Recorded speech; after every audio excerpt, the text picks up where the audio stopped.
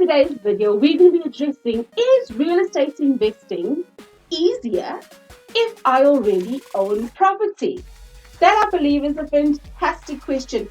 Often comes to me in so many different ways. So today is an absolute honor to answer this particular question. So welcome to my channel. My name is Genevieve Stafford Jack. So in answering the question, is real estate investing easier if I already own property?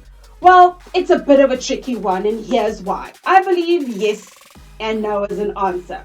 And let me explain to you why I say yes and no. Prior to getting involved in property investing, I bought a 2-bed, 1-bath, and from my own understanding, I had gone ahead. I've signed offer to purchase, which is the OTP. I've signed lease agreements, a lot of these things very blindly. And I want to say blindly, a bit of tongue in cheek, because I got those documentations in order. I followed through with the documentation.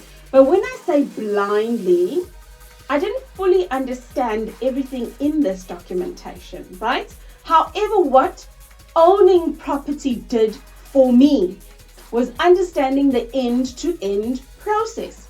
So when I bought my 2-bed, 1-bath, I bought it. It was for about 260,000, 2-bed, 1-bath in Sophia Town, and when I sold it over 300,000. But what was interesting for me is that in this first process, I then needed to get bond fees and transfer fees, and I was wondering, what do I need? Why does the bank need this money? Why do they need this money? Where am I going to get this money from? So I was surprised with what are these fees, and then later to learn they called closing fees. I was like, closing costs. I was like, what? I didn't know about that one, you sneaky little bastard. But that's the way I felt at that time. Now the second time round, that closing cost didn't catch me. Why? Because I'd gone through the process. My husband and I bought the property that we live in, that we call home, and we got a 90% loan to value, which means the bank did not give us the full amount of the money that we wanted. So we needed to go and get a 10% somewhere. So what did I go and do? I got a loan for 85,000 so that I could satisfy the 10% difference. But over and above that, we had already accumulated closing costs. So the closing cost wasn't something new, but the loan to value, which was the 90%, and then I must go and find the 10%, was something now that I learned new. I was like, oh, okay, we see you. We're getting the nick of this thing, right? So we bought our property that way. Now, by the time we bought the farm, come guys, loan to value, closing costs, none of them showed me a spook. Why? Because now I understood the process.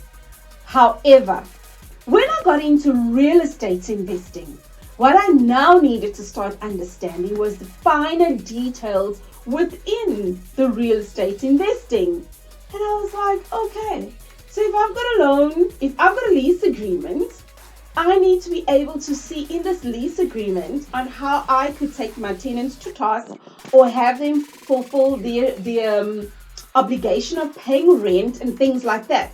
So then I was like, oh, I didn't know that. So it was a good learning, but it wasn't like a lease agreement was something new in my space. So this is why I say, when you ask the question, if I currently own property, would it be easier for me to get into real estate investing? And when I said yes and no, it's based on, yes, it would be easy because you then start understanding some of the things that you did not understand when you first went through buying that property. But no, because there's going to be new things that you start learning and you think, what the heck? So that is quite an interesting one for me. The second thing that I found really fascinating was really understanding what one could do with equity. So equity just means that you bought your property for X amounts of money, which potentially could have been under market value. And over a period of time, you've been paying back your mortgage, your bond, and then you've got this money that that there's a difference, that there's what you owe and what the market value of your property is that you can tap into. So I will link it up in on top here to show you a video that speaks about equity. So nonetheless, equity was also something that really just opened my eyes, that if you own a property in today's world, you've been paying for it. You know what could make it easier for you to start within real estate investing is by tapping into the equity in the current property that you have. So that opens up a brand new door for actually funding your deal.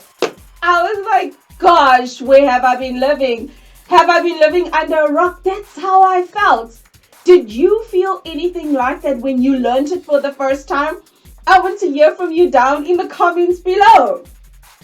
So on the third and closing point on is, real estate investing really easier if I own property? I want to say, it also goes back to your personal circumstance.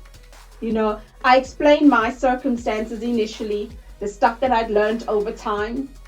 And then I explained equity to something that was opened up to my eyes as well. But again, what is your personal circumstances? And have you really dug deep in, like, what is it that I want from property investing? What is it that I want from real estate that is going to tick all of my boxes? So I want to say, evaluate your personal circumstances and actually ask where is it that you're wanting to go in property. So I trust that this video, again, short and to the point, really has helped you to bring to your awareness of, if you've already got property, how you could potentially use it going forward in real estate investing. Or if you've got property, the things that you've learned from your initial journey just by buying emotionally, now real estate investing is going to teach you how to buy with numbers and not emotionally, how that will transform your life and where you are wanting to go. So take good care, be safe, be amazing. See you in the next episode.